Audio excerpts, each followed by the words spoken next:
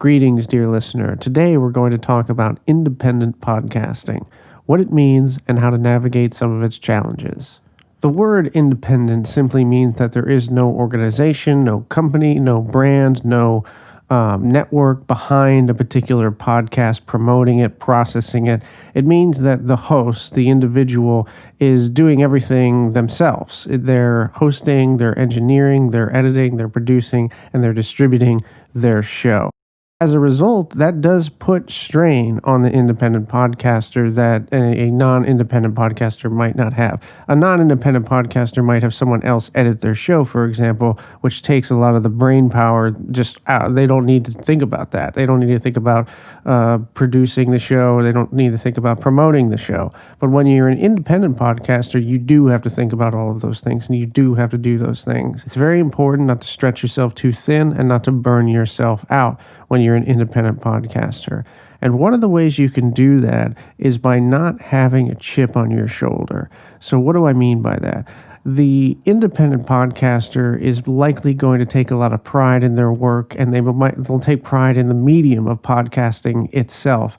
They have an understanding of processing and production and hosting that a celebrity just doesn't need to have. A celebrity doesn't need to know what an XLR cable is. They don't need to know what a Shure SM7B is. They don't need that. They need their personality, their persona. That is what they bring to a non-independent podcast production. And it's very easy for an indie podcaster to look at that, see that, and then get frustrated, and I'm toiling away in obscurity, and all they have to do is get some celebrity to host a podcast.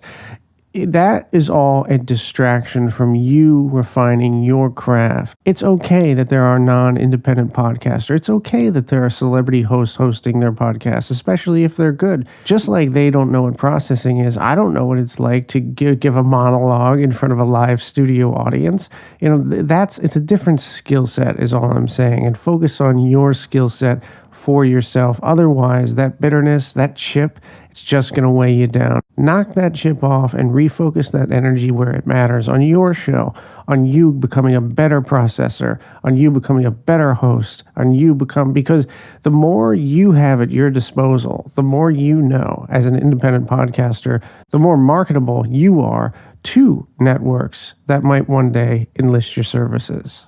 Alrighty, thank you very much for listening. You can follow me on Twitter at F.T.Kail.